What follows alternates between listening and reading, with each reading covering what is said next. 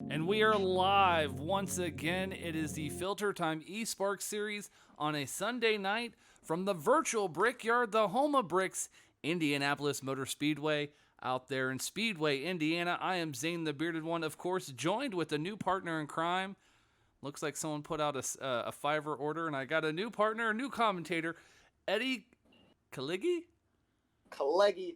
Kalegi. See, I got it right before the race started, and then we go live, and I butcher the name. Eddie, how's it going, my man? Welcome to the booth. It's going good. That's closer than most people get with my name on the first try, so good job. So it's your first time in the eSpark. It's the FilterTime eSpark booth. But how about you tell the people at home a little bit about yourself, who you are, what races you called, and kind of what you're excited about watching here tonight at Indianapolis.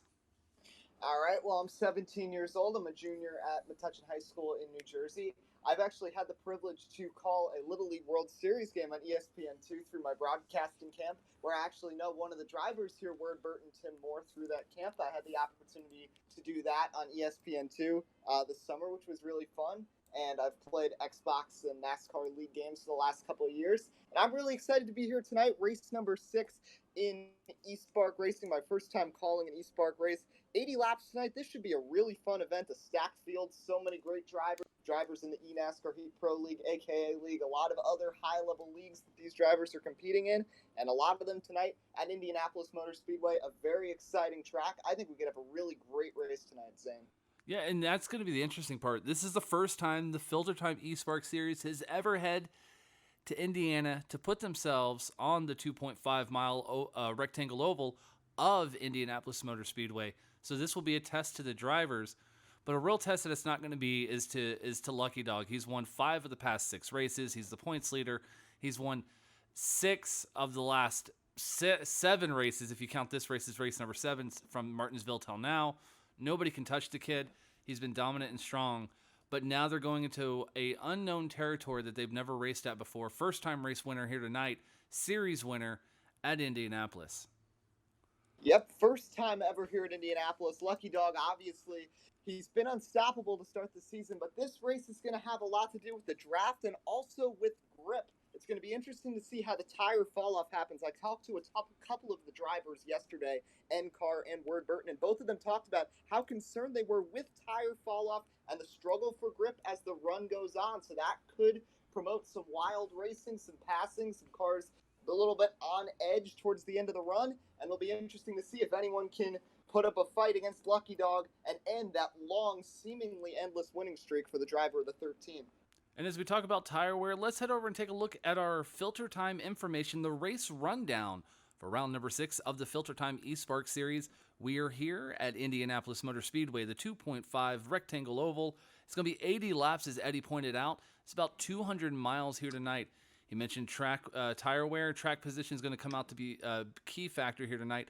With the track facts, this is an asphalt/brick. If you count that little sliver of brick right there in the middle of the front straightaway, the surface is an asphalt brick-like surface. 9.2 degrees in the corners and 0 degrees of banking down the front straightaways. Those long drag strips almost, where you're just matted into the throttle and waiting to, you can outrun the guy going into corner 1 or corner 3. Tonight's going to be really interesting because I think some of the draft will play a huge factor here tonight, Eddie, with how these guys are going to push the cars, where they're going to put it. And like you talked about with that tire wear drop-off being so dramatic and damaging to the handling of the cars, I think a lot of guys are going to push the issue early on than later in a run. Yeah, definitely. I think, like you attested to, draft is going to be a key. But the important thing is not to get mesmerized by that long straightaway, because unlike some of the other draft tracks, you really have to lift, especially as the run goes on through turn 3 and turn 1, especially turn 3, where about halfway through 3 and 4, the wall kind of jets out there, and you do not want to clip that. That could be detrimental to your day. But I think it's going to be very interesting how draft plays a role, how the tires play a role tonight. Overall, this is going to be which driver can handle their car throughout the run from beginning to end, attack at the beginning, but conserve enough throughout the run to be successful throughout the race tonight, and that driver will go to victory lane. Which is probably Lucky Dog. But let's see if we can't key up our in-race reporter, Mr. Tyler Dohar. Tyler, I know you guys are out there qualifying, but do you got a copy? Yeah, I got a copy. We haven't qualified quite yet, Zane, so if we want to sneak a driver interview in, we certainly can. I love when Tyler wears a producer hat and a driving racing suit at the same time because it helps me do my job a little bit easier. And you know what? We'll go ahead and do that. We'll see if we can't talk to him right now. Let's see here. He's sitting sixth in the points right now at this moment. He's sixth place in the points. He's the one and only Leafs Justin. Justin, how you feeling tonight going to Brickyard or Indy for the first time? I'm not really sure, to be honest. Try to put in enough time to kind of bring the times up and get more consistent here, but we'll just kind of have to see. I think I got the car to a point where I like the way that it drives, but I'm not quite sure where it is on speed, so we'll have to just kind of let it play out, play it by ear, and see what happens. Well, you're sitting sixth right now in the points. You've been very consistent so far throughout the first 5 races of the season. What is it going to have to take for you to put that number 18 Interstate Batteries Toyota Camry into victory lane over the previous driver who drove the 13 of Lucky Dog? What is it? Fuel mileage? Is it building a faster setup? Freaking miracle at this point, I think. I think that's to the point where I think that the rest of the field is to that point right now, where beating him is one thing, but then if you do beat him, that means you also have to beat everybody else. So, what kind of car you got set up for tonight? Long run or short run? Hoping a little bit of both. Focused a little bit more on the long run, but like I said, hopefully we'll just have to see how things play out and what we can do here. Well, thank you so much for your time, Justin. I'll let you get focused on qualifying here, and hopefully have a great run. Yeah, thank you. Thank Enjoy. you. And that was our 6th place point sitter right now, Leafs Justin in that 18 Toyota Camry. We'll have to wait to see where he rolls off once qualifying finishes. But you kind of heard it there, Eddie. Everyone talks about it. You got to have a miracle to beat Lucky Dog in that unlucky 13. And he's kind of showing these boys what the young gun can do all season long, which is kind of interesting because last year he was a strong car and he it was him versus Track Bar. We talk about it every week. But now here he is up front doing things that most drivers wish they could do in this league right now and leaving the veterans like Track Bar in the dust, who's having a horrible season still so far. Yeah, I mean, it's just so surprising how Lucky Dog has seemingly come out of nowhere and become like a star on Xbox, not just in this eSpark series, but all across in the Heat Pro League and everywhere else. I mean, he's become a star, and like you said, leaving some of these guys in the dust. But I think each race that these drivers are getting more experience racing against Lucky Dog, I know he's playing from ahead right now, but they're starting to figure him out, and I think there's going to be the time. Maybe it's tonight, maybe it's down the road, that a couple drivers, maybe it's Track Bar, maybe it's someone else who can challenge Lucky Dog up front. And Indianapolis, a track with so many variables, like we talked about a few minutes ago, could be the perfect opportunity for someone to steal one from Lucky Dog, the seemingly unbeatable 13. And we'll kick it now again to Tyler. Tyler, what's that qualify countdown look like over there, buddy? We're just now launching in. We had to get a couple guys kind of resituated, if you will. I was kind of late. I was hanging out with my folks. We were enjoying the NASCAR race, getting to watch it for the first time, in a couple weeks. So I was just driving home from Vermilion, so it took me a little bit, so I got late. But everybody's situated now. We're going to qualify now, but I'm free to talk to you, Zane, if you want to talk to me. I don't know what you want to talk about. See, we can Tyler talk about Dohart wants to have a conversation. We can have a conversation, Tyler Dohart. Let's talk about your season so far. The 88 has been strong. It's been a rough season for you. You've shown sparks, should I say, to be punny, of speed on the track, but you're usually up front when the long green flag runs hit. Later in the run, you kind of disappear. You had a good chance to win it, but just didn't have the opportunity. You got a DNF for one race. What does that 88 team have to do to turn around to be a championship caliber team in this season? I mean, the biggest thing, Zane, is we got to remain consistent. And the good thing about it kind of is that while we're going through the Pro League season, new on a wheel, we're also going through this season in eSpark on the wheel. We're out there, learning it basically as we're going. And that's the biggest thing, is just getting comfortable with the wheel. I would say probably my race at Daytona was the most comfortable I felt on this thing. But I mean, from there, as I said, as I crash in qualifying, uh, we're really just working on just getting good quality reps and really like utilizing the car in the best way possible. Well, you're sitting ninth in points, 1 point ahead of J-Mac, or not, sorry, a few points ahead of J-Mac. You've had some strong runs this season so far, but really I would say that middle 3-4 of Daytona and Martinsville really hurt you. You had that horrible race at Martinsville where you actually got out of the car, joined me in the booth, and then Daytona, it just seemed like you had trouble getting through the muck, while you're more, I would say, high speed, low drags. You know, Gateway is looked at as a short track, but it's got speeds where it's comparable to sometimes a mile and a half. And I know I hate to say that phrase, but just the way that you guys drive that track at times. But then you had Chicagoland, which you had a great finish. Is it that some of these, like the super speedways, the unknown variables, the short tracks, are those what's killing you? Because you had a good run again still at Homestead last week. Yeah, the short tracks are the hardest, I think, to get acclimated to the wheel on, to be honest with you.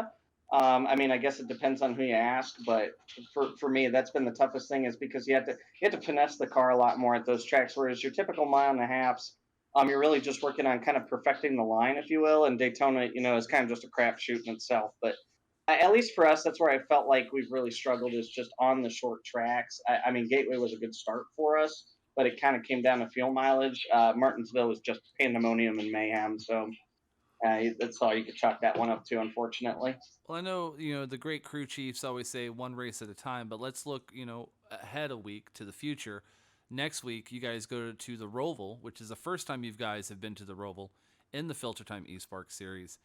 What are your major concerns, or what are you doing to get prepared for the left rights, and that hard braking zones of the Roval? Working on the shifting. That's the biggest thing, Zane, is working on the shifting with the shifter, remaining consistent, remembering to discipline yourself on what gear you're in, where you're taking that gear, and all that fun stuff. That's the biggest thing. Qualifying just ended up here. I'll let you know the rundown in a little bit. Oh, there we go. All right, we're going to go ahead and let Tyler do his thing in the administration side. Thanks for hanging out with us during that qualifying. Eddie, that was Dohar. He's called the Doharian Snowcat, in case you didn't know. So if you ever need his attention, just call for the Doharian Snowcat. He'll come running. But all right. What I want to do real quick before we get to our next two interviews here is I want to play a quick little game of over-under. Eddie, since you're the newcomer, we'll go ahead and have you start off. What is your over-under pick on cautions tonight? I'm kind of torn because I don't really know what to expect. This is my first race broadcasting. I know there's a lot of talented drivers here, but at the same time, like we've talked about, there is the issue with grip. I'm saying the over-under around 3.5, maybe 4. I'll say 4 cautions tonight. That's my prediction for tonight's race. Are you going to go 4 over or 4 under? I'm going to go with the under on the 4. Oh, brave man with the 4 under here at Indy. I'm actually going to go with, this is where I think what will happen is we'll hit 4.5, 5. So I'm going to go with 6 under is what I'm going to go with, because I think we'll get above 3 and I think we'll get near 6. But I don't think we'll get too high. Just depends on how these guys manage the cars, how they'll handle the tire wear and the drop off. Because with grip being the prime thing, especially here, somebody bobbles just enough in the corners, that's going to end someone's night, cause a big one in the corners. But it should be fun watching them down the backstretch. And then, Eddie, who's your pick to win? Who's your dark horse winner of the race? Well, I mean, for the winner, I got to be honest here. Lucky Dog. I mean, he's won 6 races in a row. I still think, I've been saying the whole time, there's going to be people who are going to be competitive with him tonight, but I'm still going with Lucky Dog as my winner. But as a dark horse, I'm going with the guy in the 62 who's 7th in points. That's Asylum's Casey Master. He's very solid at these types of tracks. He's very good at the high horsepower tracks and at the drafting tracks. I've raced with him in other leagues before. He is very talented. He's sitting 7th in points. He wants to make that move up, jump up maybe into the top 5 in points. I don't know if he's going to quite get there up there with like Lucky Dog and Track Bar tonight, but I think he's my dark horse pick. If things play out the right way, maybe he can sneak up there and possibly contend for the win. Well, I'll say this, Eddie. My dark horse, or my winner, since you picked Lucky Dog, which I should have known, I should have just took Lucky off the board and said, you can't pick Lucky. No, unfair. But for my pick to win is actually going to be that second place point sitter of Element Zero. I've kept him as a dark horse points guy or racer all season long, where I've said he's got an opportunity to win a race if he just has the right moments spot for him. Here tonight, I think he may have a chance to actually put that 38 into victory lane for the first time. So I'm going with Element to win. My dark horse is going to be another driver that I feel is very close to getting a win. He's been dominant during qualifying all season, and that's going to be the 19 of Word Burton, your buddy. Very strong during the qualify sessions, runs top 5 mostly the entire race. Only time you see him dip out of that is under green flag pit stops or a caution comes out and he gets finds himself caught up in it. Apologize, a little tongue-tied there. But I'm going to go with Word as my dark horse. Very interesting pick, and I think, like you said, Tim has been very competitive throughout the season. I think there's a lot of guys. I mean, everybody's just focusing on Lucky Dog. He's won every race so far, but there's a lot of people sitting in those point standings very clumped together that are very close to sneaking up there and getting a win. And I think both Word Burton and Asylums could have big chances tonight to get the win and shoot right up in the point standings. Start approaching Lucky Dog up there. And speaking of, drivers who have a good chance to win, we're going to speak to one of those. He's driving the 21. He's Mr. Fluffy Diabeto Jr. I can't call you Stenhouse Jr. no more since you don't drive the 17. Yeah. How you doing tonight, Fluffy? Doing pretty good, man. How about y'all? Great, man. It's Sunday night racing here at virtual Indianapolis Motor Speedway. How'd you qualify? Where are you starting tonight? Did not get a chance to qualify, so I'll be starting the rear of the field. So let's talk about that, because that's a perfect segue, because what I was going to talk about is you're actually taking a more relaxed approach to Season 2. You've ran 3 out of the 5 races so far. You missed the first one, the last race. And here you are, running late to qualifying. Is there any stress on you and your team about not performing, where the expectations are for the 21 team? Or is it just you guys are kind of just playing it by ear, filling it out, and kind of getting just, having fun with it more than just the side of competition? Pretty much, it's having fun at this point. Last season we had an amazing season. Season 1.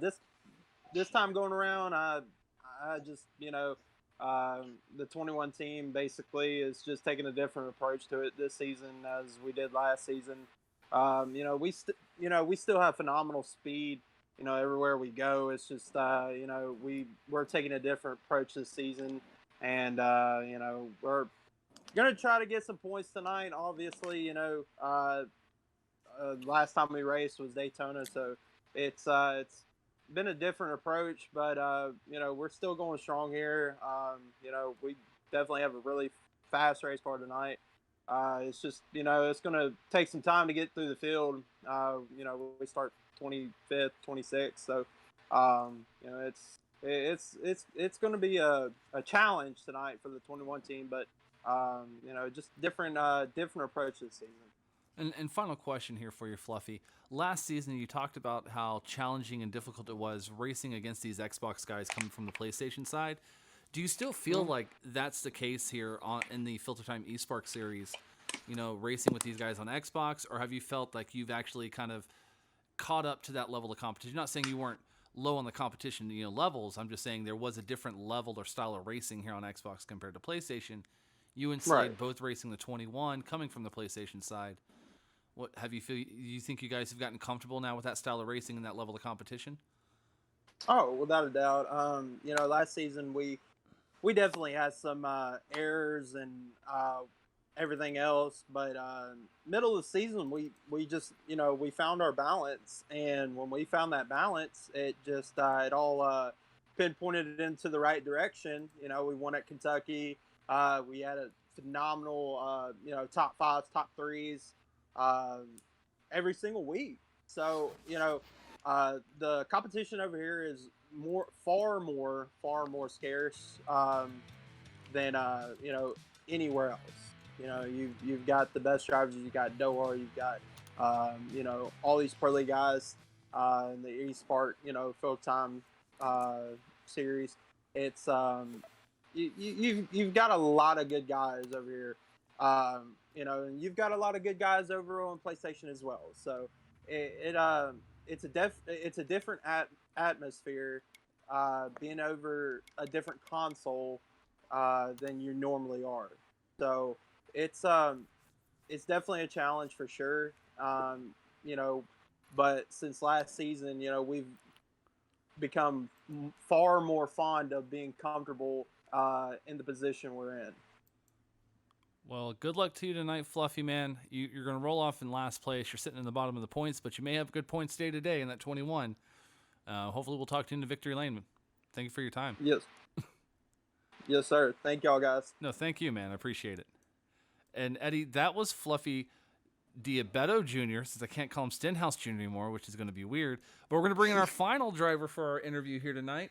And maybe if you want, take the 14th place point sitter, the 95 Camry, Toyota Camry, Mr. Jose 720.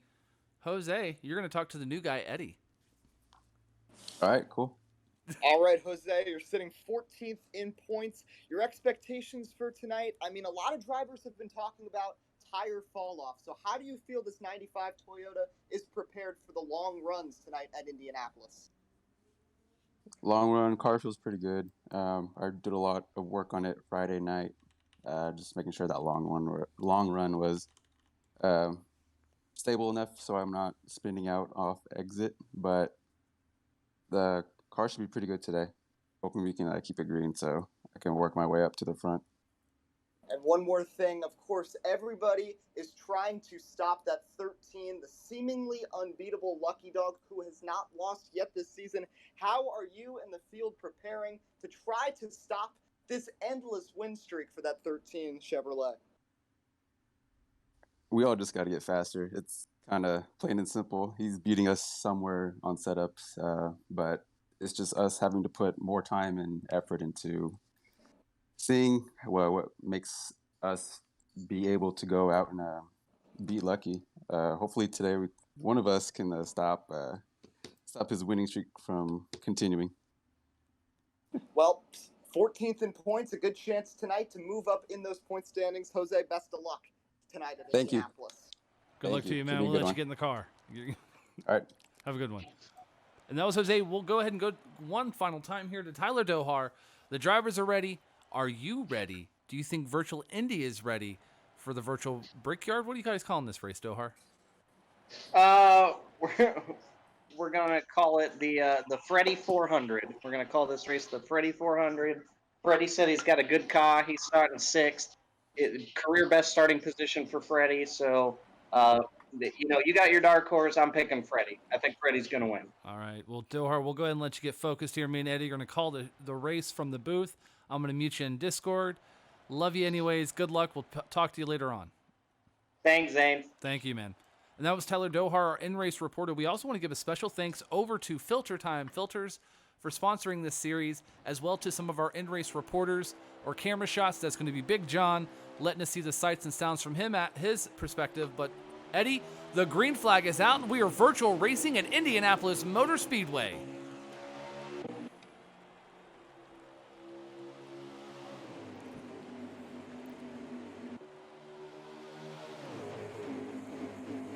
Coming through turn 2 right now, it's going to be the 52 leading a herd of Mustangs and Chevys and Toyotas down the backstretch.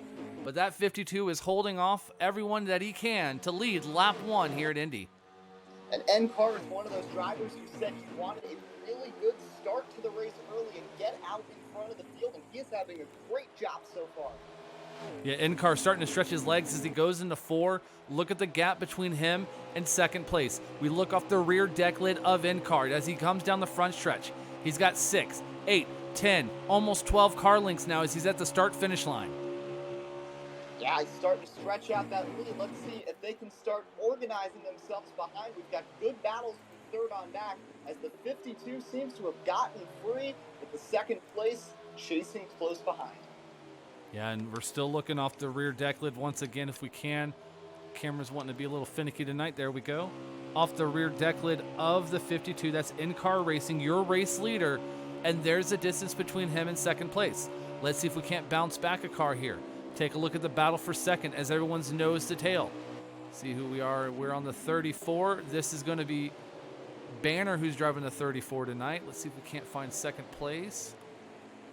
And there we are, the 38 of Element. Right there, my pick, not a dark horse no more, but a pick to win. There's Element running in second with the 43, giving him a shot down the front stretch into turn 1. Now let's see if these guys play nice, the 38, the 43, and the 9, if they can work together here to try to catch up to that 52 who has checked out on the field. But you can see that 43 is right there on the back of Element trying to get second place, and likewise just behind that number 9 car getting aggressive as well.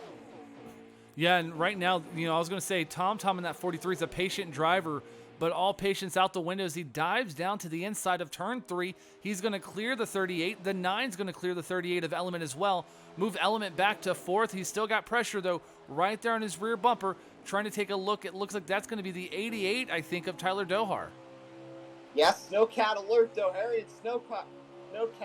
Tyler Dohar in 5th place. The Doharian Snowcat. You'll get it. You'll get it, rookie. Don't worry. Gotta get used to the nickname, but the fact of the matter is he is in the top 5. Element's starting to fade back a little, and the 88 is aggressive, and he's got the 34 of Banner right there in 6th, and they have gotten spread out from who is behind the next group led by the number 12. Yeah, and we're on board right now with the 88 of Tyler Dohar. There's the rear end shot. There you see the 34 of Banner right on the bumper. We look at the front end. There's the 38. That's going to be Element 0 as they go into turn 3. Look at Dohar roll right up through the middle of the corner, off of exit of turn 3 to the bumper. He's going to look to the inside. They're going to be side by side as they go into turn 4. Nice move by Dohar, getting the run through turn 3, and he's going to get through to get the 4th place.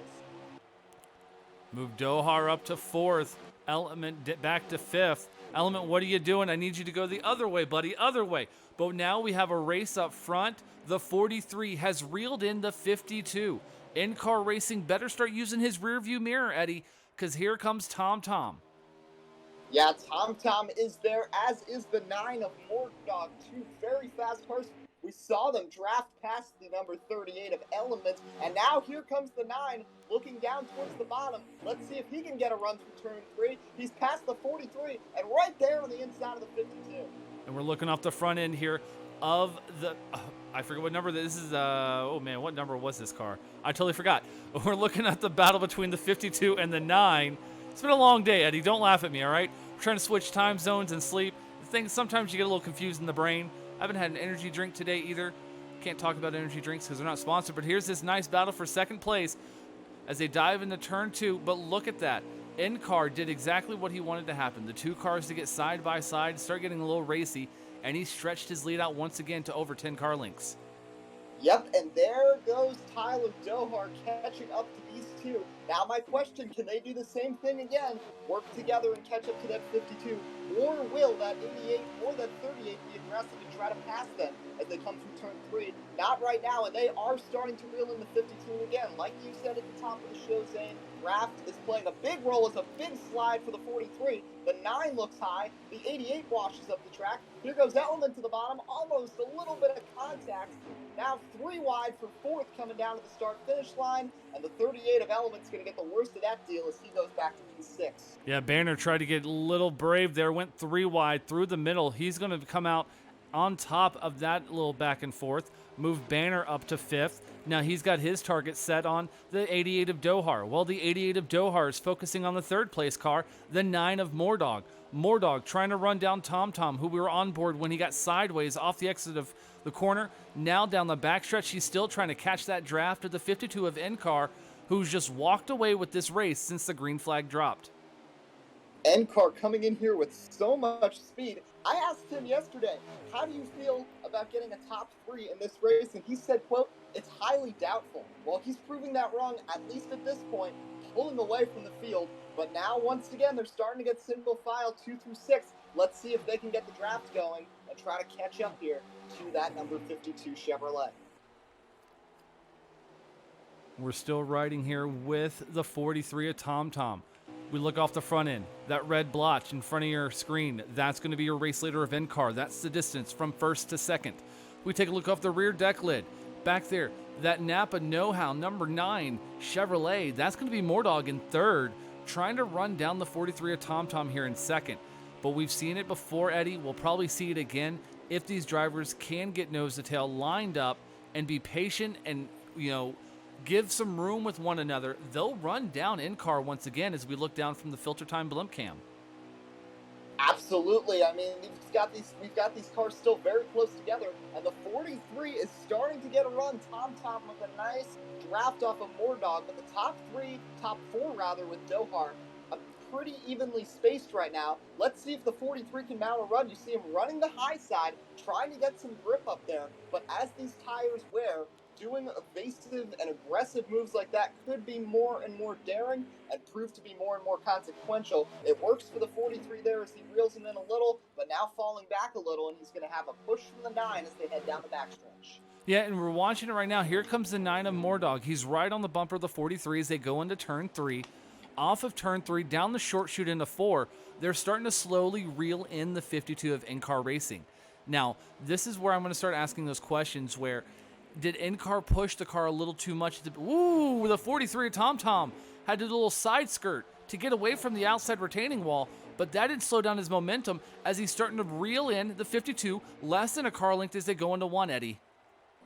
Tom has been loose early on in this race. We saw it a few laps ago, see it there again, but that does not mean he's slow, as the 43 is reeling him in, and we've got a 3-car battle about to heat up here for the lead as they head down the backstretch. Let's see if the 43 and 9 draft together. 43 going solo down to the bottom, trying to mount a run here in the 52, and we'll see if he can make the pass. Yeah, 43 looks to the inside, side by side, 2 by 2 for the lead.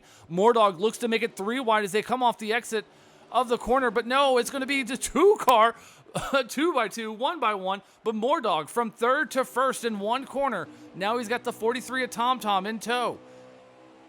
What a move by the 9 of Moordog, and now the 52's got help from Dohar and the 2 Fords of the 34 and the 38 of Banner and Element. As the 52 goes high, he might get the worst of that exchange. He's going to fade all the way back to 6th, and the 9 now in command with the 43 behind. Moordog played that perfectly and now has the lead with his drafting buddy Tom just behind.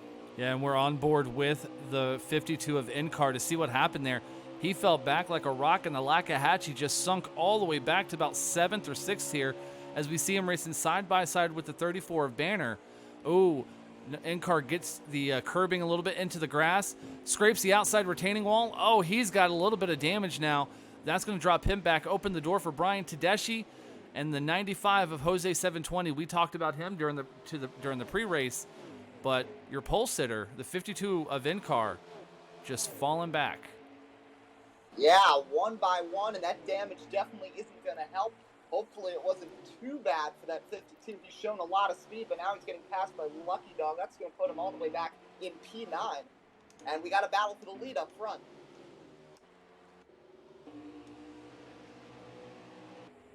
Watching this battle right now, the 9 of Moordog trying to get away from the 88 of Tyler Dohar, the Doharian Snowcat. We can't bother him at this moment because he's up there racing for the lead. Finds himself in front of the 38 of Element Zero, who's in front of Tom. That's going to be your top 4, running nose to tail as they come through turn 4. Yeah, Element recovered after falling back to 6th earlier, and there goes Moordog pulling down towards pit road. He's going to be the first taker here. It'll be interesting to see any other leaders that come this lap. Looks like it's just going to be the 9, but that has opened up the window here for fuel and pitting to begin. And I just want to say, I've been watching, and Lucky Dog in the 13 has been fast approaching. He had been towards the back early. He is up to P7 and slowly closing in on the leaders. I'm glad somebody's on Lucky Watch because I forgot about Lucky Watch because of all this action up front here. But with Tyler Dohar, this is the first time he's had that 88 up front in clean air. He sat back in the draft for most of this first run of this green flag, long green flag run. No cautions yet so far, but now he's up front. He can't save the fuel like he wants. He knows Tom's going to be using that draft to save his fuel as much as he can. So the question becomes, when does the 88 of Tyler Dohar give up that race lead? Oh, and Tom's going to come down pit road. And he's only going to leave Element. Everyone comes down pit road. That was a mad dash to pit road. The 34 of Banner almost missed pit road. He came in hot, as did the 22 of Tabishi. Looks like they all made it, but I did not expect them all to come in. Lucky Dog into the pits now, and literally everybody except for the 88 of Dohar and the 38 of Element just came down pit road. So Element and Dohar are going to try to stretch it on the fuel mileage. Maybe Dohar can go one more lap. No, he just gave the international symbol for I'm pitting on the backstretch. That means that 88 and 38 will be coming down pit road together. They have to get in and get off clean without any incidents to maintain this lead. 88 is reporting that he is out of gas. Let's see if he can get in clean. Looks like he will. Gets into the inside wall a little bit, but he's going to get in safely, him in the 38. Now, let's see if staying out the extra lap on the older tires is going to have any effect on Dohar or Element. It'll be interesting to see when the leaders, Poor Dog and Tom and others, come back around where they'll stack up. Well, we're watching right now the battle between the 22 and the 43 on the exit of pit road on that little roadway. They're just side by side, door beating and banging. They were fighting for that position off the exit. Now they're on the backstretch going into 3. So we'll have to wait for everything to cycle through to see who our race leader is. As I just lost my in-camera view for our in-race reporter of Mr. Big John. Big John, where'd you go? So the 9 just came across the start-finish line. Coming out are the 38 and the 88. 38 looks like he just had a little bit of trouble getting off the pits, but I think he gathered everything up.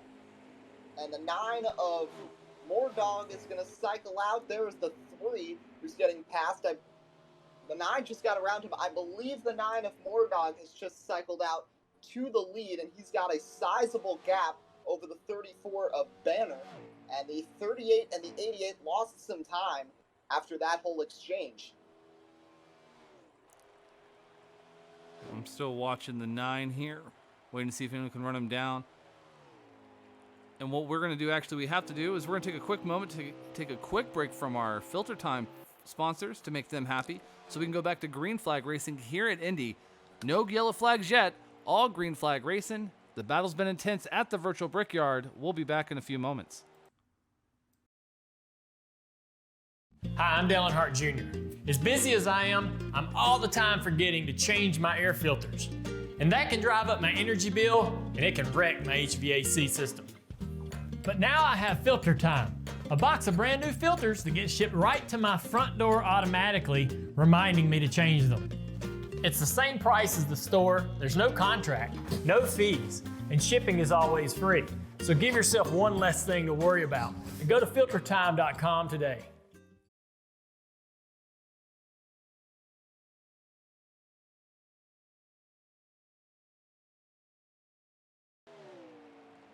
And we are back here from Indianapolis Motor Speedway. Zane, the bearded one, in the booth, joined with Eddie. And Eddie, I had it all in my head to say your last name, and I butchered it in my brain, so I'm not even going to attempt it. I'm just going to call you Eddie. Is that cool? Can we just call you Eddie the whole time? Yes, that's fine. I'd rather no last name than a butchered one, so... I don't even like my own last name, so that's why I call myself the bearded one. So it's quite all right. But this battle right now, Mordog's still out front, but behind him, you can take a look at the traffic starting to move and catch him. The 88, the 34, the 38, the 95, all running close nose to tail, and back behind them, about 8 car lengths later, you have just a wall of metal and machines and motors trying to run down this top 5. So the 88 has a little bit of damage. Looks like some other people just pitting very recently. It'll be interesting to see how this all works out. But the 9 has a sizable advantage. But this large group behind, we talked about it earlier, how these guys were able to mount a run to catch up to the leaders. But now it's a much bigger gap. But there's many more cars here. So let's see if anyone can catch up to Mordog here. But ever since his big 3-wide move to get to the lead, things have really been panning out for that 9 Chevrolet. Yep. I have to agree with you on this one right now, and this is what Mordog needed. Was a good, strong run here at Indy. He's shown, moments of pizzazz in that 9 Napa know-how Chevrolet. But here right now, he's actually out front in dominant fashion. No one able to really run him down, just being smooth and consistent. But the question becomes, you're out there where everyone else is drafting, Mordog. You're burning more fuel than your competitors. So how short are you going to be if this thing stays green? What strategy does he have to play to maintain that race lead when the checkered flag flies? That's very true. I mean, this race is going to come down a lot to fuel strategy. The fuel window is only about 12 or 13 laps, so There's going to be a lot of pit stops in this race, and we've seen guys stretch it like Dohar and Element on that last run. But it's going to be interesting to see now. All these guys lined up in a pack. There are so many cars together behind Moordog, but they are starting to reel him in. That gap is getting smaller and smaller as one car coming to pit road and a little bit in front of the leaders. That's the 41. But meanwhile, the 9's lead is starting to get smaller. The 34 is leading the group. The 88 is in third place. You know what? And while we're running here for this long green flag run, Eddie, let's do an old-fashioned filter time cranker up. What do you say? Oh, yeah, let's do it. All right.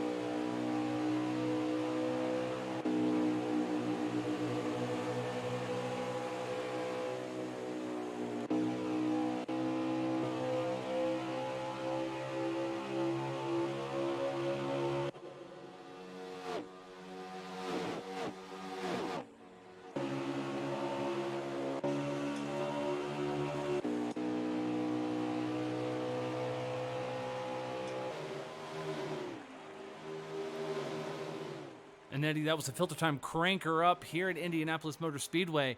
Remember, if you need some great filters delivered to your house in this time of crisis, head to FilterTime.com. Order yourself some filters. They're deliverable. You just replace them. That's all you got to do. You don't have to go to the store. You don't have to worry about putting on a mask or some gloves. Just jump on your computer, go to the website, log in, say, I need some filters. Next thing you know, they show up at your doorstep. You got some great smelling air. And it's really weird to say, like, you smell that? That's a filter time booth right there, Eddie. Definitely, it smells great, and it's really great in this time of need to get your help from Filter Time, getting it delivered right to you and not having to worry about the hassle of the mask and the cleaning everything, picking stuff up. It's really great that they're offering that through their website and through their delivery. But as we were in our Crank It Up, that lead just kept getting smaller, and there is a herd of cars slowly approaching the 9, and a little lucky dog alert. He is in this lead group. He is in 7th place, slowly catching up to these leaders. And now here they come on the 9. This might be the lap where the 34 of Banner can get to the back bumper of Moordog with help from behind, led by Dohan. Well, we watched it as well right there going down the front stretch. Moordog started to snake the front stretch going into 1. Dropped all the way down to the bottom to the safer barrier. Oh, off of 2. He gets sideways a little bit. Almost loses the handling of the car. Gets it back under him. Keeps it straight, but that's going to let the 34 Banner now reel him in. They dive into 3, Eddie. It's still Moordog leading by 3 car lengths on the 34 Banner. And it's really a double doozy right here because you've got drivers who hit it a lap or 2 later than the 9s, so they've got fresher tires, and also the 9s have just been pushing more because he's been having to work by himself while these guys have been able to get pulled by that draft. And now here they come, the 34 looking to the high side. 9 slides up to block. This could get interesting through 1 and 2. The 9 has gotten loose off of 2 of these last 2 laps. Let's see what happens with the 34, the 88, and the 95. All 3 of them closing in as they come from 2 and 2. As we look off the rear deck lid of the 9 of Moordog, you see right there that yellow Ford. That's the 34 Banner. Behind him, that blue and white blob. That's going to be the Darharian Snowcat, our in-race reporter, Tyler Dohar in the 88 machine. And then that little black and green blob that you see running back there in 4th. That's going to be Jose 720. We talked to him during the pre-race, and now he's running in the top 5. These 3 drivers are nose to tail trying to run down their leader of Moordog as Moordog brings it down to pit road. He really just jetted out to pit road there. not much of a signal, but he did get down in time and slowed it down enough. And now the 34 is in front, and now that sets the precedent. What will happen? We saw when one person pitted last time, when everybody just followed them in except for the 88 and the 38. Let's see if these guys all try to pit together, and if they do, this could be catastrophic for Mordog's day. And here's the thing is nobody went with Mordog, right? We've seen a lot of the times the draft has been helpful here. It's let these drivers make the runs up to these other packs, to their leaders, and try to, battle for a position. Mordog went in by himself, had no help. Now you have a freight train of 1, 2, 3, 4, 5, 6, 7 cars, all nose to tail on practically, coming off a 4 right now. Mordog better start pedaling or hope he has somebody else that's going to pick him up, because he's going to have a bad day in about a lap and a half a lap. I'm surprised, really nobody pitted there. So Mordog coming off a pit road now. He's coming off between turns 1 and 2 as the leaders start heading up towards there as well. And it'll be interesting to see this lap if there are any takers for pit road, and we'll see how many follow as Lucky Dog, meanwhile, is making a move here. He's going to get up into 4th. That's the highest he's been all day. Was back near the back end of the top 10 most of the day, but he's been starting to gain some track position, and that 13 looks clean compared to a couple of guys with a little bit of damage, and that 13 is up to 4th place as they come through turn 3 with the 34 and 88 battling for the lead, 88 up to the high side. I think I just almost saw a wreck on my cameras there as we're bouncing through back up to the lead. The 34 banner is going to bring that Mustang down pit road with the 95 in tow. But up front, it's still the 88, the 38. And here comes Element hard charging to the outside. Dohar is going to let him go. He's going to fall back in line as they go into turn 1. While all this is happening, we take a look off the rear deck lid of the 88. That white car right there, about 15 car lengths back. That's your points leader. That's your series defending champion. That's Lucky Dog and that Geico Chevrolet, and he started deep in the field, and now he finds himself running 3rd, trying to gain as much momentum and ground during this green flag cycle. And it's interesting now that Lucky Dog has sensed an opportunity to go on the same strategy as the 38 and the 88. They fell back right after pitting. The 88 got a little front-end damage after contact with the 38 coming off pit road, but they were able to get back right up to the front and had the fresher tires, and the 88 is going to stay out. The 38 and the 13 are coming down, so Dohar is stretching it yet another lap, so he's suddenly going to be 3 laps more to the good than Mordog in that 9 car. Yeah, and Dohar right now catching lap traffic as we got a lot of guys beating and banging off the exit of pit road. They keep it going straight. Dohar putting cars a lap down. Drivers are starting to pedal. We'll see if we can't get a word with the 88 when he brings this Chevrolet Camaro down pit road to get 4 fresh tires and a full can of Virtual Sunoco race fuel. There it is, the international symbol, Eddie. When he drops it all the way down to the bottom like that, halfway down the backstretch, he's signaling to the other drivers, hey, I'm coming in for service, guys. Get ready for me to hit the brakes hard. See him dip down again, trying to give them a warning as we go through 4. Still watching the 88 of Tyler Dohar. Oh, and he's caught in a 3-wide situation, no man's land, as he tries to pull down pit road. Wow, the 88 gets in. That was a little sketchy. Let's see if we can get our in-race reporter in here. Dohar, that was a little sketchy getting into the pits. A lot of guys really closed up on you. How do you feel that 88 Chevrolet has been going so far? We're doing pretty good. I ran out of gas again. I'm like, for some reason, I'm like half a lap off on my counter, but I ran out of gas there, and it puttered like in the middle of the turn, and I had to catch the wheel. And those guys did a fantastic job. Shout out to Ward. He did a fantastic job because when I shot high, he shot right below me. I don't think anybody got in the wall. Just kind of discombobulated them a little bit. But we got a good number 88 Nationwide Chevrolet. We see that 13 coming. It's like I hear the Jaws theme in my head, man. I don't know how to describe it. So we're just going to go out there and just race the wheels off this thing. What lap you on, Dohar? I don't know, dude. I'll tell you later. I think 50 to go. Okay, thank you, sir. Good luck to you. I'm going to mute you. Okay. And that was Tyler Dohar, our in-race reporter. He was up front when he brought that 88 down pit road. He says he's got a hot rod under there. And that Nationwide Chevrolet has been looking strong all night, Eddie. Yeah, and I'm surprised right now because the 9 of Mordog, despite pitting so early, his lead is big. They just passed one car that was in the grass. That was the 41 of Doc Holliday. It looks like he's going to get down. But the 9's lead is just like it was at the beginning of the last run. So now this field is going to have their work cut out for them again. Can they catch the 9? and catch back up to him, but they are not as close together as they were before. The 34 is in second of Banner once this all cycles out, followed by the 95 of Jose, 22 of Tadici, and side by side for fifth between Tom and Lucky Dog. And really, I want to go back to the Mordog conversation. This is Lucky Dog's style of dominance for Mordog here right now. To have this much of a lead, he's on a Sunday drive. No one can touch him. He's got his what do the kids call them, AirPods in. I don't even know what they're called. Listen to his iTunes. He's listening to those strokes. No, they're called the streaks. See, I just feel so old because this is not normal for FilterTime eSpark. It's throwing me for a loop. I expected the 13 to be up front like this, but Mordog showing these guys that, hey, I know what I need to do to win in this series, but I also now want to know, is there any kind of conversation between Chevrolet camps? Did Mordog go to talk to the 13 and be like, hey, you got a little tips, some tricks to kind of help me out here at Indy?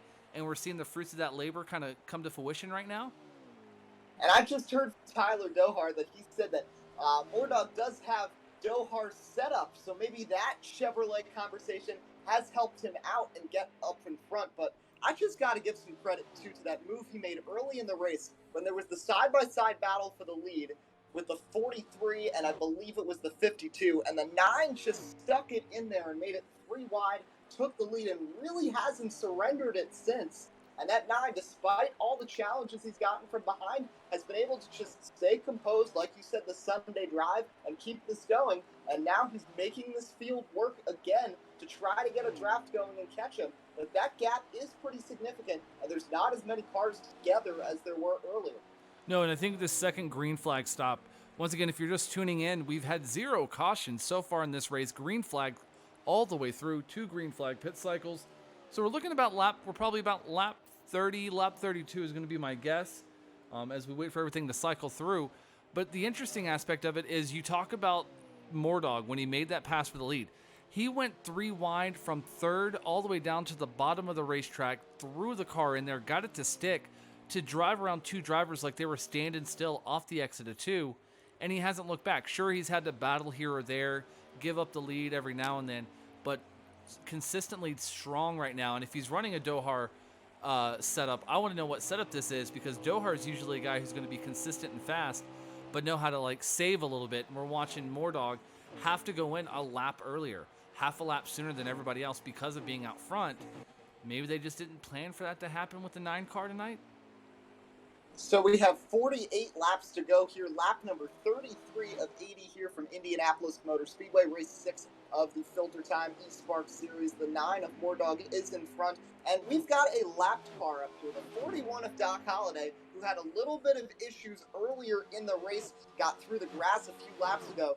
But now let's see if people can get a draft off of him and maybe help pull them up a little quicker up towards that 9. We know draft is such a factor here, especially on the straightaways, if maybe they could use that lap car to their advantage. Yeah, we see this grouping of cars right here as well. Behind the 9, you got the 20, but back behind the 20 just a little bit, you have the 34, the 22, the 13, and the 95.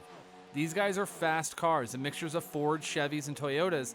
If they can just get organized, I think these 4 could run down Mordog. But right now, Lucky Dog just doesn't want to play nice. He's battling everyone for position. We see him right now. He's working on the 22, trying to get around Brian Tedeschi in that Ford Mustang. But Tedeschi isn't having none of it. As we look off the front end of the 95 at the 13, that's your points sitter, your points leader, Lucky Dog. He looks to the inside again of Brian Tedeschi. Is Tedeschi going to give him the spot? Tedeschi closes the door. Lucky Dog drives up a track. I almost choked there for a second. I don't know what happened. Brain stuttered. A 13 right there behind the 22. And it's going to be interesting to see as the 13 once again looking to the inside. I think Lucky Dog feels he's faster than them, but the 22 is going to use the 13 for help. And they might both get around Banner here for turn 1. And suddenly Banner is getting freight trained as he's going to fall back. 22 clears him, 13 just about clears him. Looks like he will put the 13 of Lucky Dog in P3 and put Brendan Tedeschi in the 22 up to P2. Brian Tedeschi, as we call him here in the Tedeschi with the buh. You gotta call it, if you interview him, Eddie, that's what you gotta call him, Badeshi. He loves it. I I promise gotta you. keep a listing now. But that's Yeah. you, the Doharian Snowcat. I gotta get used to all these nicknames. Yep. Just start. That's why I always carry a notepad to start writing them down. But with that pass that the 13 and the 22 made on the 34 of Banner, that slowed his momentum so much that's now let the 95, who have been riding on board with us, we've been watching this battle kind of develop between the 34, the 22, and the 13. It's letting Jose now sneak up to the rear bumper of Banner as they come through 1 and 2. Yeah, it's interesting to see how now Jose has gotten right up to that 34. And that 95, we didn't talk about him early in the race, but like Lucky Dogs, was running towards the back of the top 10, has slowly made his way up, has hit it at the right time, and now he's got the draft on the high side, and he's trying to get the run around the 34 to get up to P4, and it looks like he's going to get the spot. So now we've got like 3 or 4 two-car tandems going around this track. As the 41, I'm surprised, must be because of fresher tires, because he is doing a good job keeping up with that 9, and just as I say that, the 9 ducking at pit road, and we've got yet another fuel cycle beginning right now. Yep, lap 36 starting to be written right now. That's going to bring out the 3rd green flag pit cycle here at Indianapolis Motor Speedway. While Moordog takes his Chevrolet down pit road, let's take a quick break and a word from our sponsor. Hi, I'm Dallin Hart Jr. As busy as I am, I'm all the time forgetting to change my air filters. And that can drive up my energy bill, and it can wreck my HVAC system. But now I have FilterTime, a box of brand new filters that get shipped right to my front door automatically, reminding me to change them. It's the same price as the store, there's no contract, no fees, and shipping is always free. So give yourself one less thing to worry about, and go to FilterTime.com today. And we are back, and a caution is out on the track here at Indianapolis Motor Speedway. The green flag pit stops were starting to begin, Eddie, but the yellow has waved her ugly flag on the track. So the biggest loser in that whole situation could be Moordog. Yep, he pitted just before the caution, and now he's going to be in an interesting situation. Rest of the field's going to get their service here under the yellow flag. So not only could he find himself in the back, but also now everybody else is on the same fuel strategy except for him. So we get ready to restart here with the field back lined up. And Moordog is up front with Freddie in the 00 on the outside. Green flag is back in the air. And they're 2x2s. We try to get our cameras bounced over here. A little difficult in NASCAR Heat 4 sometimes. We're trying to bounce the cameras, but Freddie in the 00, he's going to door slam the 22 of Brian Tedeschi. The 00 of all, Freddie is just falling back like a rock in the Lakahatchee. He's trying to get out of drivers' ways, but drivers just want him to move. But Freddie is holding his ground, keeping it straight as he's stuck between a Tom and Banner Sandwich on the outside. And up front, a battle between the dogs. Moordog on the inside, Lucky Dog trying to strike his nose into the lead for the first time today on the outside. 9 staying there on the quarter panel. This is allowing Tedici to catch in as the big battle as everyone tries to avoid that 00 back there. As the 13 is going to lead his first lap of the day. It looks like 9 getting a run to the stripe. 13 gets it, but here comes the 9 with a big push from the 22. Brian Tedeschi in that 22 Ford Mustang giving a push to Moordog in the 9 off of turn 1, down the short chute into turn 2, move Moordog back up to the race lead, Brian Tedeschi to second, and Lucky Dog back to third in that 13 Geico Chevrolet, but they're running nose to tail as they run down the backstretch. And some other faces starting to pop up in here. Your guy Element now back up into the top 5. And we've got the 52 who got that damage earlier of NCAR. He's gotten back up to 7th place. Dohar also in that top 10. And Casey Masser Asylum's now running in P10. 18 got into the wall a little bit off of turn 3 as this 3-car battle up front as it spreads out behind. As a little bit of contact, very exciting, 2 wide racing as the 9, 22, and 13 try to get away from the rest of the pack. Yeah, we're looking off the rear deck lid of the 9 of Moordog. Back to the 22 of Tedeschi, the 13 of Lucky Dog. They run single file. Tedeschi about 2 car lengths back as they go into turn 2. But look at Moordog starting to stretch his legs out a little bit here. There was a momentary glance of fear in his eyes when he saw the 13 of Lucky Dog move to the outside. But here comes Brian Tedeschi with help from the 13 on the inside. They're going to make it a 2x2 race going into turn 3. And the 95, by the way, fell back. He got up into the wall. As the 13 is moving the 9 up a bit, he's going to get up to second. The 9's going to fall back to third.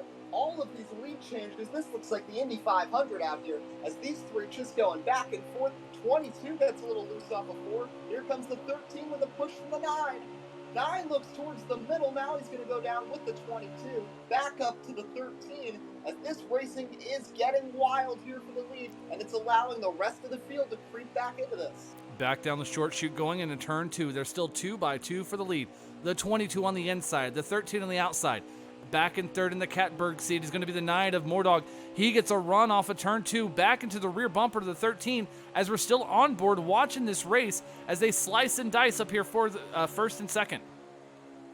Yeah, now the 13 is on the outside, and we've got a big gaggle of cars lined up on the bottom. He does fit in front of the 38. 52 gets shuffled back a bit, as it is about 9-10 cars together under a blanket under this draft. The 22 leading this train, and we'll see who steps out next. The 13 solidified in third, not for long, as Element in the 38 gets a big run to the bottom. He's going to get around the 13 and is going to try to challenge the 9 for second. Doesn't look like he'll get there, but he will get into podium position. Element says it's time to play. The 38 Ford Mustang pops to the inside. He's going to slingshot to third. He's got his target set on the 9 of Mordog, who is still trying to run down Brian Tedeschi in the 22, who leads him going down the backstretch. But behind this battle, you have the 88 of Tyler Dohar sneaking into the picture, right behind the 13 of Lucky Dog. So the top 5 as they run, the 22, the 9, the 38, the 13, the 88, with the 52, your pole sitter of InCar back there in 6th, bringing the second pack to the bumper. 88 got a big run about 20 seconds ago, and he snuck right past the 52 to get up into the top 5, as they are side by side, almost 3 wide for an instant behind this first group as they settle things out. And now the 9 looking to the bottom of the 22, the 38 looking low as well, as everyone's starting to get aggressive here as we're about just past halfway through this race. The 22 in front, with the 6-car battle really heating up their lead. As the late great Prophet Bon Jovi said, "Oh, we're just halfway there. Whoa, whoa." Mordog is now living on a prayer as he just smacks the outside wall going into 3. That's going to slow his momentum down a little bit, but he's starting to still creep away from the 38 of Element as we look off the rear deck lid. The question becomes, did that help? Little bit of contact actually right behind, though, between the 88 and the 13. It looked like as the 62 of Asylums gets into the wall, these cars starting to lose their grip. That was the concern, especially now that these drivers are being more aggressive at this point. And suddenly we've got a 3-car breakaway for now, at least at this point, because the draft will probably come back soon. But for now, it's the 22, the 9, and the 38 ahead of the 88, 13, and then the rest of the field. Like the 3 elements, Earth, Wind, and Fire, you have the 22 of Brian Tedeschi leading the 9 of Mordog. And there in the 3rd place spot, the 38 of Element. He's trying to just catch back up to the bumper as Mordog giving a shot to the 22 through turn 3, off the exit, down the short chute into 4. I think the 9 and the 22 might be working together here, Eddie. Yeah, I think they're trying to work together to get the best of this battle against the 38. There was a little contact behind. I do want to say, though, the 13 almost got into the grass in turn 3 and lost a bit of time off of Dohar, and now is trying to get pushed back up there by the 52. But the 13 is going for it. We've seen him be aggressive already. He is sick of being lamenting back around 5th place. He wants to get up and challenge for that lead. But for now, it's still that 3-car battle up front. The 3-car Monty between the 38, the 9, and the 22. 3rd, 2nd, and 1st. Down the backstretch, going into turn 3. Man, Dohar, we just watched him throw a block on the 13 down the backstretch as the top 3 is still nose to tail through 3, off of 4, and it looks like a caution may be out on the track.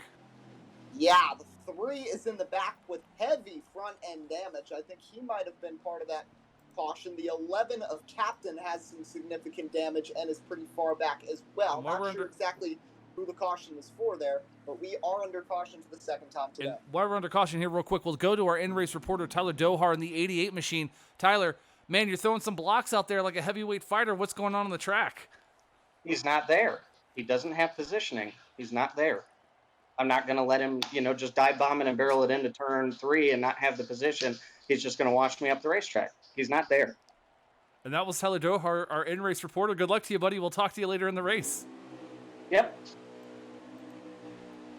And Eddie, I think that's going to be the quote of the night. He's not there. Yeah, I mean, these guys are going to keep trying to force it to the inside as this race goes on. Green's flag is back in the air. Tedeschi on the bottom. To the outside, it's the 9 of War Dog, followed by Element, Lucky Dog, Dohar, and Empar, the first 3 rows. The 22 filing in front of the 9. Seen them work together already, but now the 9 getting aggressive. Lucky Dog does not have help on the outside as they try to funnel through turn 2. Yeah, look at this freight train on the bottom line. The 22, the 9, the 38, the 52 on the outside. The lone 13 of Lucky, who's going to get pushed to the outside retaining wall. He's going to drop all the way back to 6 now. He's going to try to stay going straight, maintain that momentum, but he's going to get swallowed whole by the pack behind him. Up front, though, Brian Tedeschi getting help from his unofficial teammate of Moordog right now, as Element's still trying to find a way to get around the 9 car. 3 wide back there for 6th. Wow, 3 wide action as that 13 is getting pushed around all over the place right now. These guys are hungry. They sense this is their opportunity. Lucky Dog has not been the strongest car in the field today for once. Can they beat him? And the 13 is really getting battled hard as the first 4 or 5 cars have single filed out. But it is crazy back there, leading with the 52 and everyone else battling in that second pack. But up front, it's still 22, 9, 38, 88, 1, 2, 3, 4. Yes, with 30 laps to go left and remaining in the race. When they hit the stripe, they'll have 29 laps to go. But it's been the 22 and the 9 show. Element, though, my pick to win.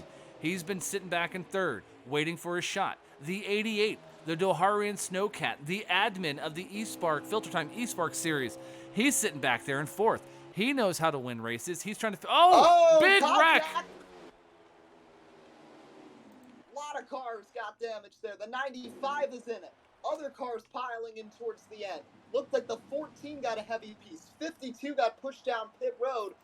21 also involved. A lot of cars involved.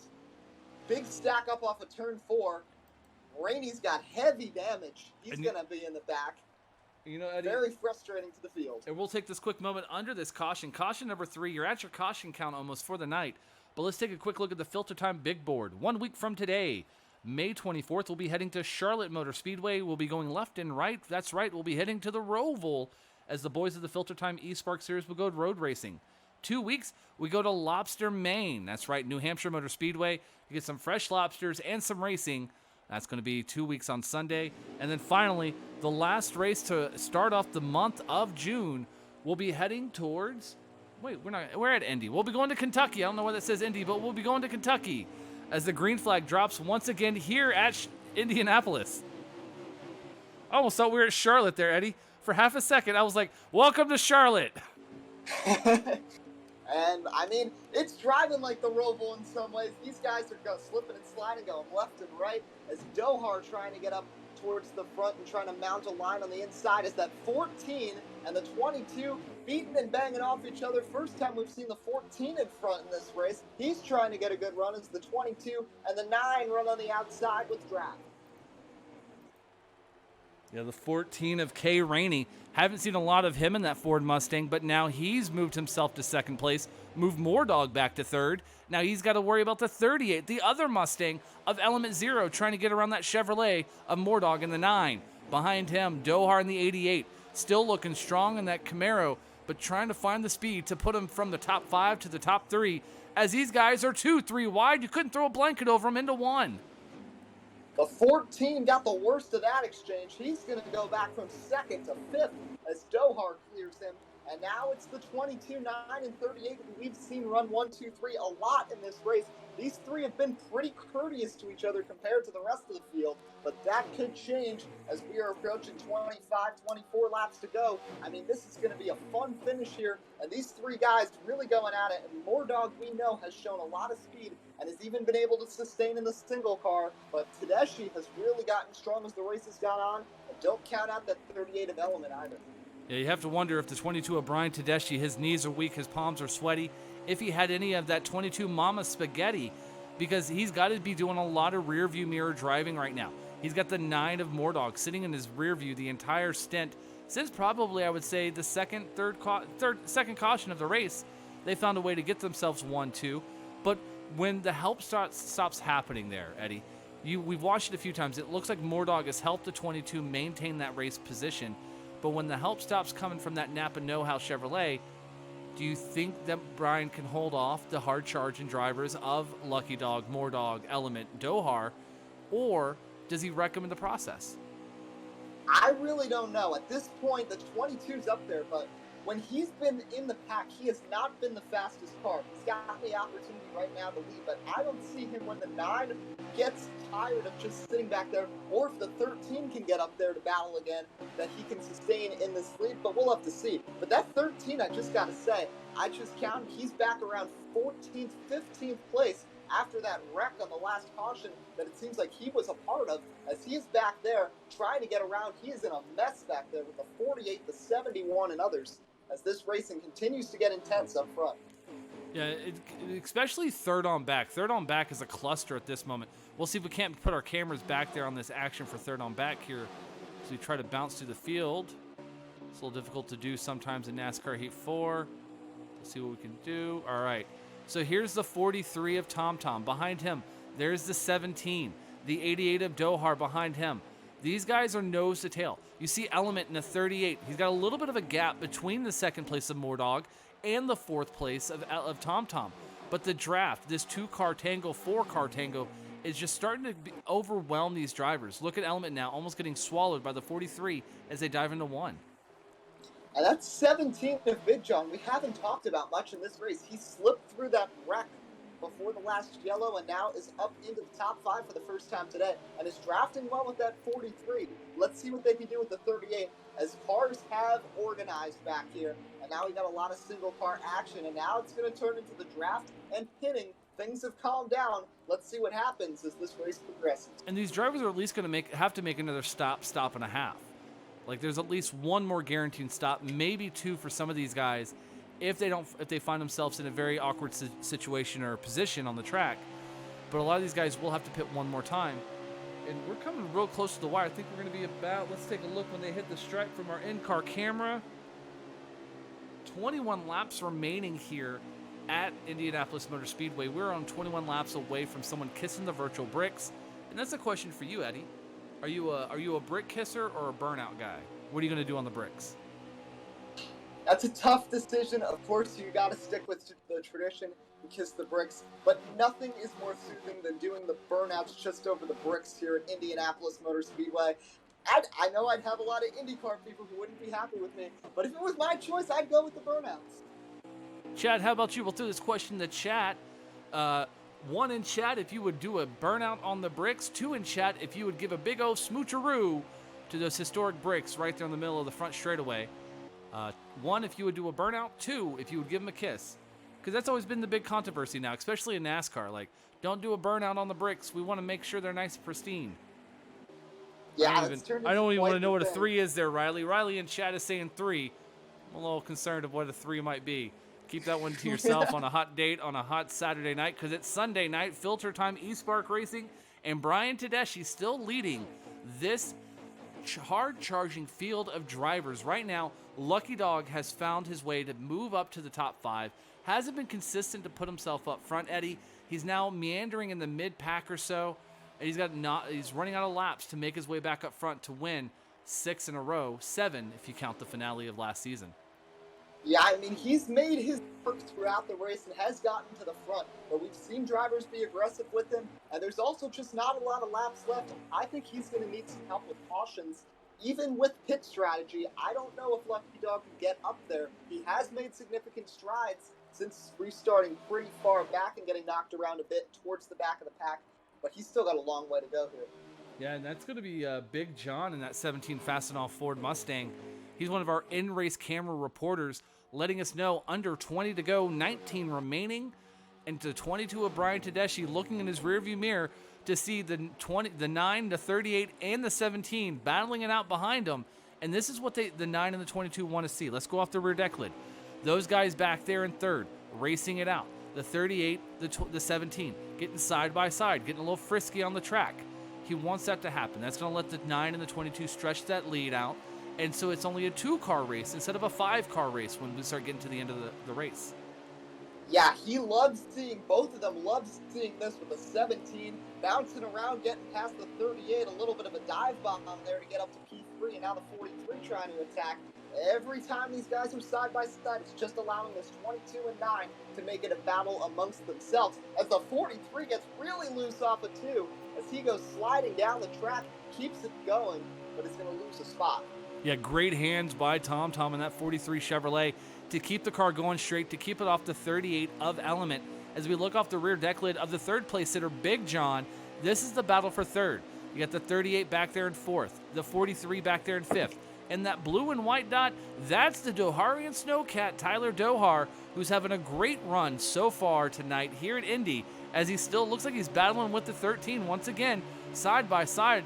But here comes the 38 dive bomb in the 17 into turn 1. Yeah, the 38 and the 17 having a little dive bomb slide job battle here, and the 38 trying to get third place, but the 17 holding his own, and the 43 looks like he's going to go with him.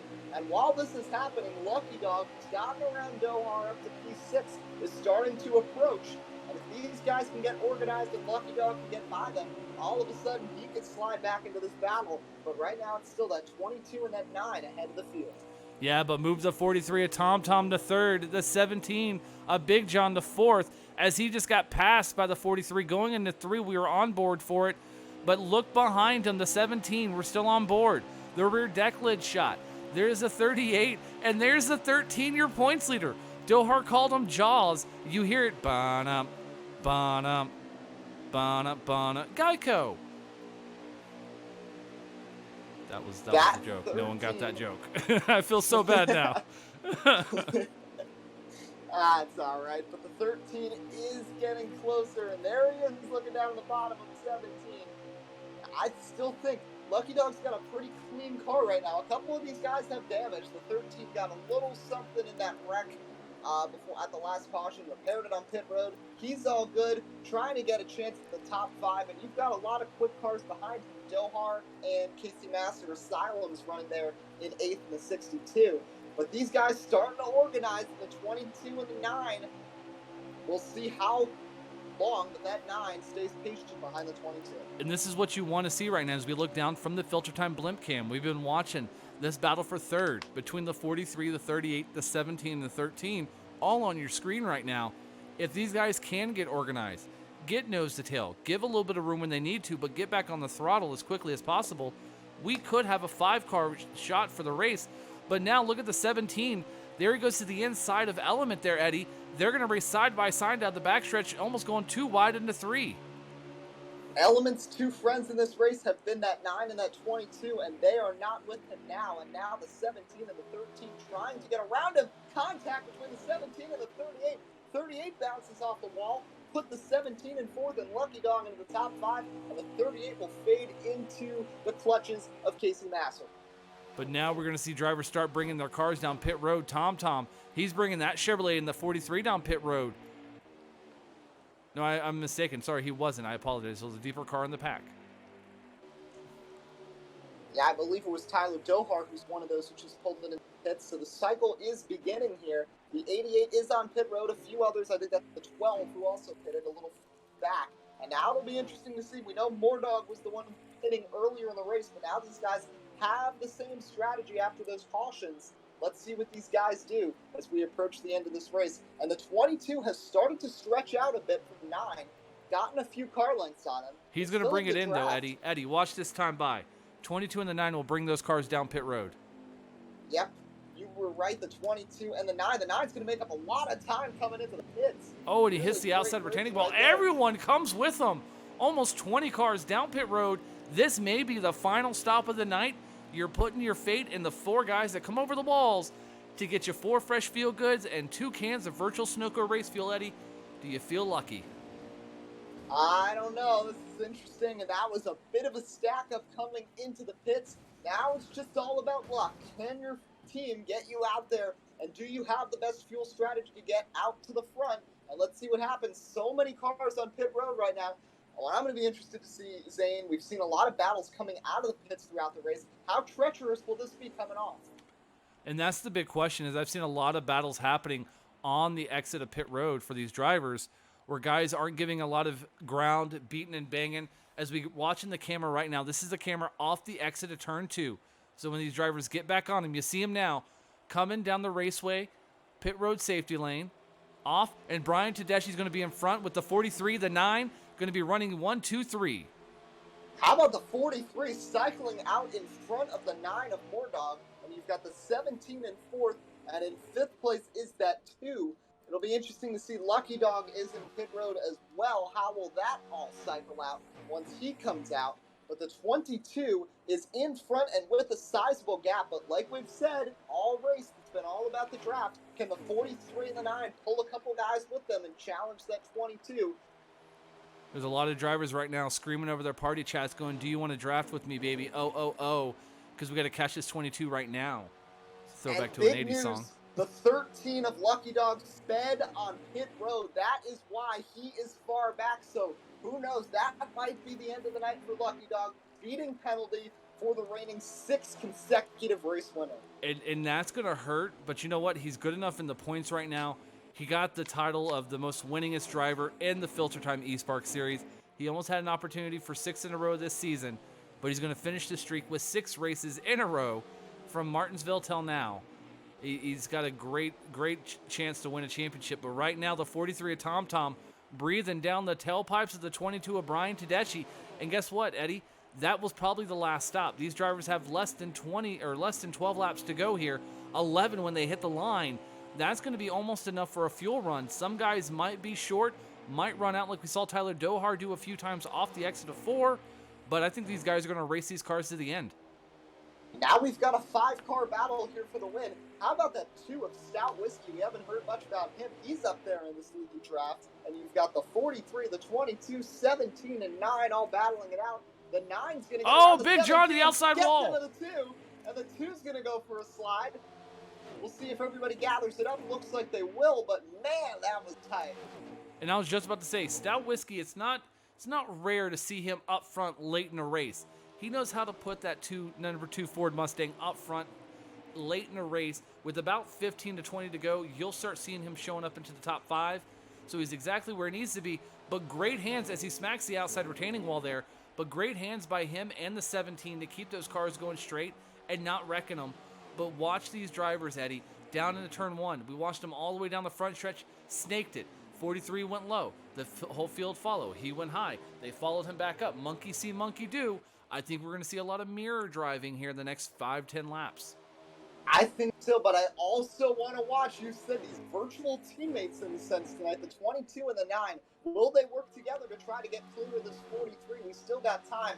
If they try to shuffle maybe the 43 out of there, sneak past him, and make it a 2-car battle amongst themselves. But now that second group has gathered things up, and we've got 5 cars drafting together, led by the 62 of Asylum's Casey Nasser in 4th place. Let's see if these guys, a lot of them have some damage, but if they can mount a run on those 3 clean cars up front.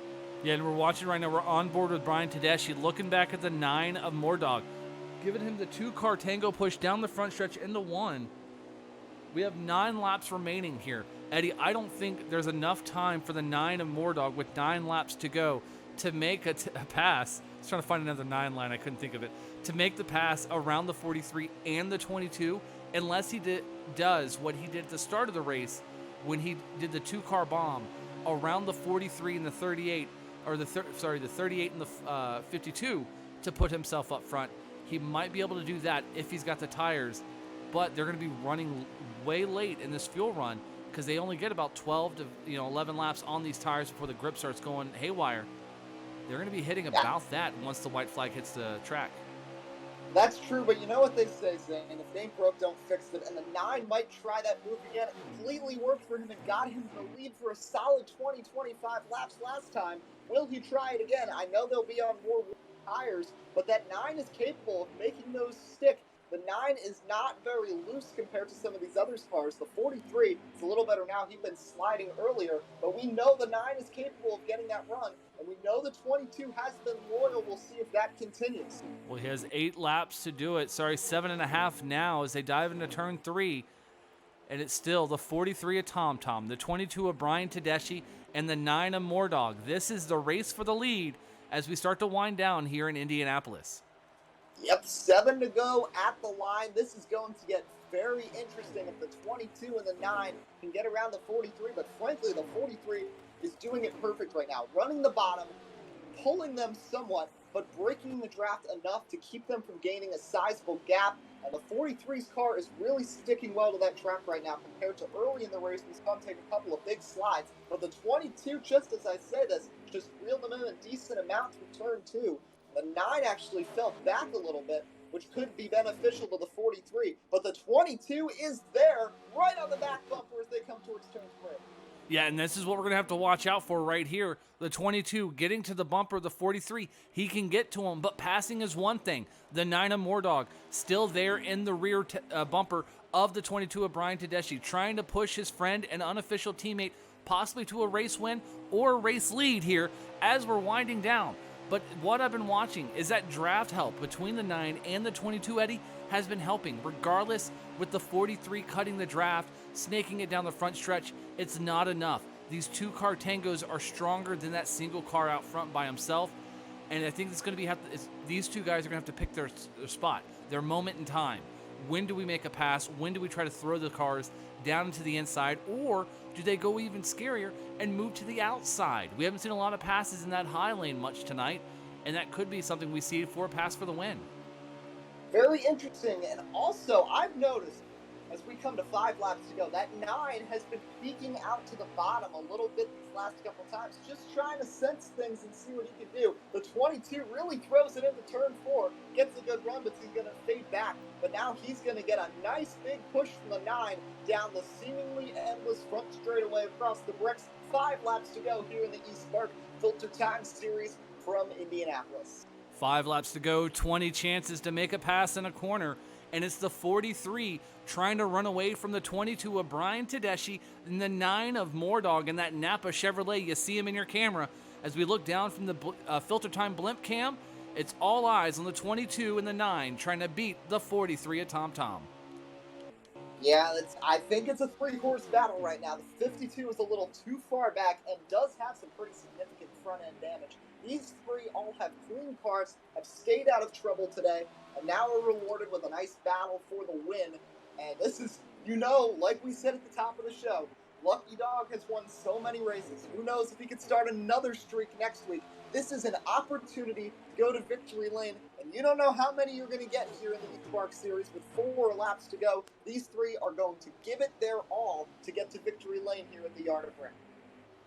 With 4 laps remaining, it's all eyes on the 43. The 22 of Tedeschi can't seem to close the gap, starting to drop off. That tire wear starting to play a huge factor as we come down the backstretch. The 22 is being chased by the 9 of Mordog.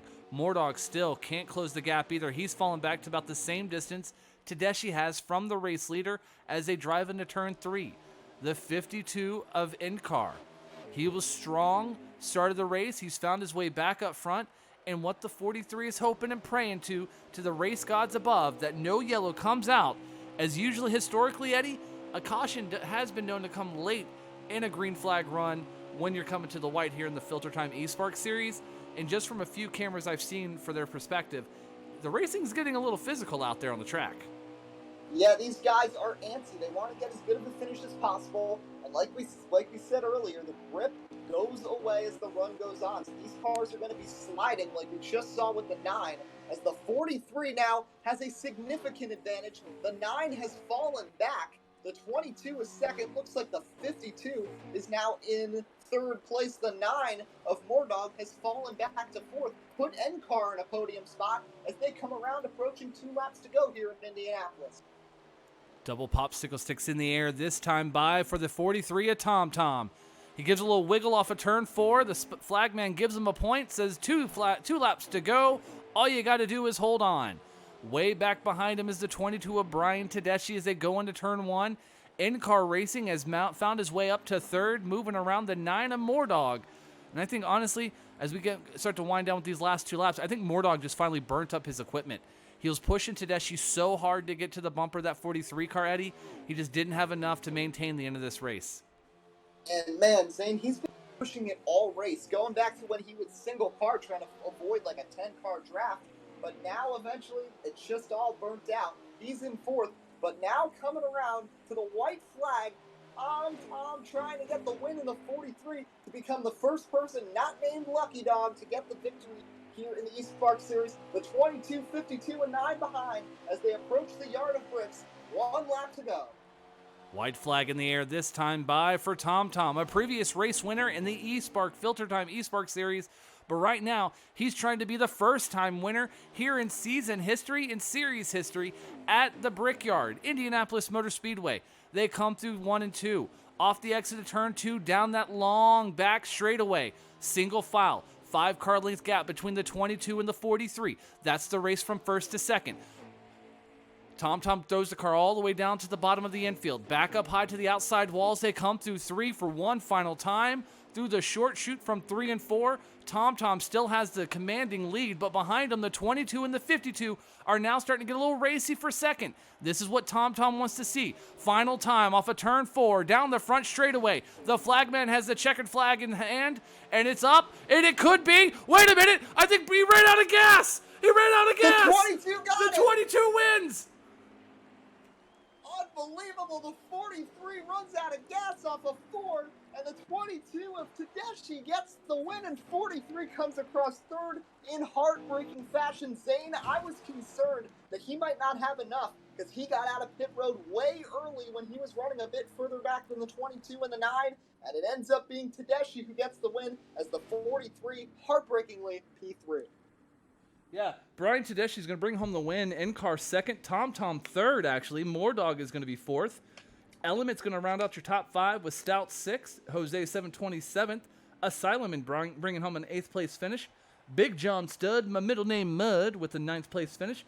And rounding out the top 5 is going to be Word Burton. We'll take a quick moment from our sponsors, gather ourselves, yourselves, grab a drink, and we'll talk to our top 3 finishers here from Indianapolis Motor Speedway. We'll be right back. Thank you for watching FilterTime eSpark. Hi, I'm Dallin Hart Jr.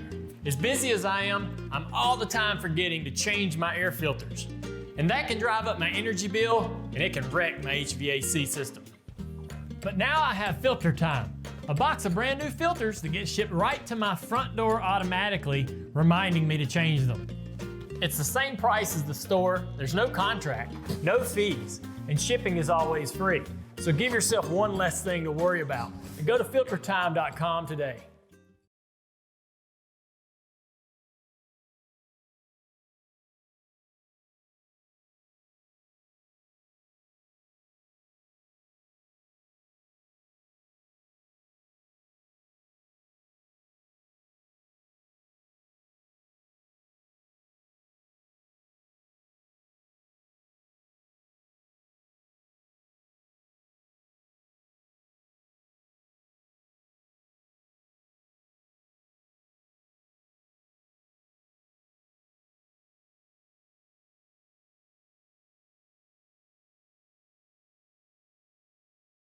And we are back here once again from Indianapolis Motor Speedway out in Speedway, Indiana.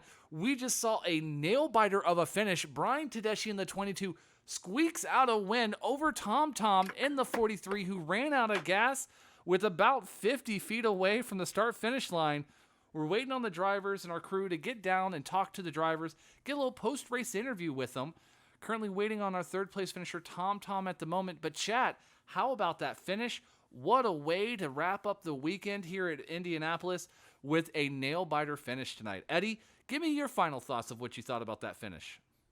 My goodness, this is my first impression of the eSpark FilterTime Cup Series. I mean, this was exciting from the start. So many guys had speed. The 22 and the 9 looked to have it in hand. The 43 plays the strategy to get to the front, but just not enough. So close. And in the end, the 22 to victory lane. What a great race. What a great battle. It came down to fuel strategy. And oh, by the way, I just got to say, remember our over-under? I took the 4 and the under. We got 3 cautions in the race, Zane. Hey, there you go. All right.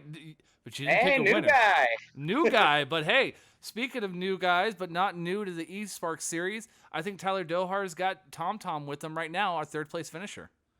Yeah, guys, I'm down in the virtual pit lane. We're trying to do some social distancing. Tom and I have been yelling at each other all race over chat.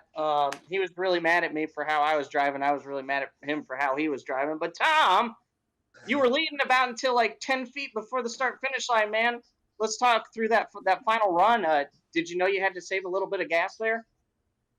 I knew it was gonna be close, but we just went for it, man. And you know, my face is so red. It's so embarrassing. It sucks, but you know, we gave it all we had. It was really, really difficult to try to beat those guys. You know, the draft was so strong, as you know, and it was really hard to tell who had the better car, and that's why it was just so frustrating, because it's like you felt like you had the faster car, but the draft was so strong, so it was like everybody was just on top of each other, and it was kind of chaotic. But you know, it was a solid finish. I made a couple of points up on Lucky Dog finally, so that's amazing. You know, he finally didn't win a race. I don't even know who won. I guess it was Brian. That sucks for me, but you know, at least we shot Lucky Dog out of victory lane finally. But yeah, it sucks, but third's not too bad. It could be a lot worse. I could have ended up getting wrecked like a lot of other people. So we'll move on and try to get better at fuel saving, because that's something that I've always struggled with. Is there anybody you'd like to thank with that third place finish you got there, buddy? Oh, hey man. First of all, you know, you touched base with it. I'm sorry for getting mad at you.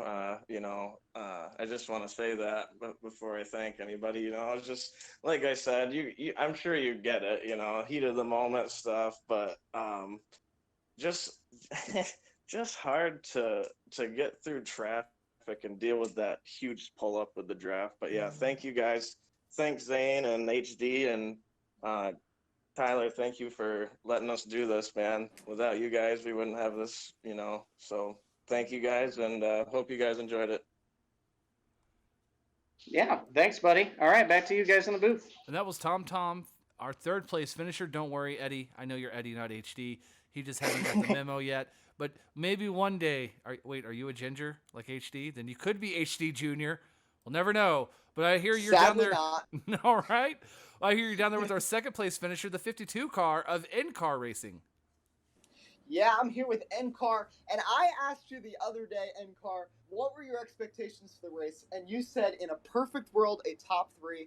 Highly doubtful, though. Well, we must be living in utopia, because you got P2 tonight. You were up front early, faded to the back, but got back to the front. Take us through the end of that race. How did you work back up there to P2? You know, it was crazy. After the pit cycle, we came out about 8th or so, and we were right behind Asylums in the 62, and something happened, and we were able to get around him, and from then on, the mission was just catch the top 3, and we got there, but like a straightaway too late, so it's great to run up here, but that one hurts a little bit. I'm not going to lie to you.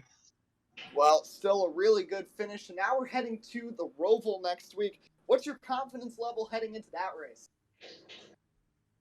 Somewhere between 1 and 2 on a scale of 1 to 10. So it's not going to be pretty for me.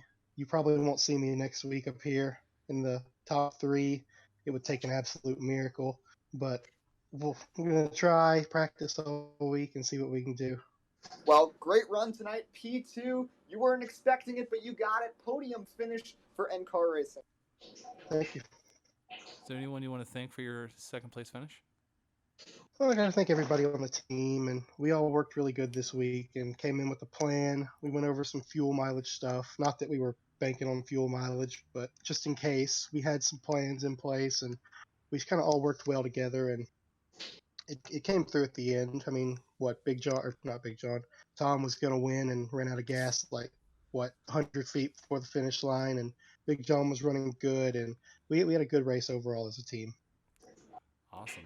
And that was our second place finisher, N-Car Racing. Thank you, N-Car. You go celebrate with your team. Thank you.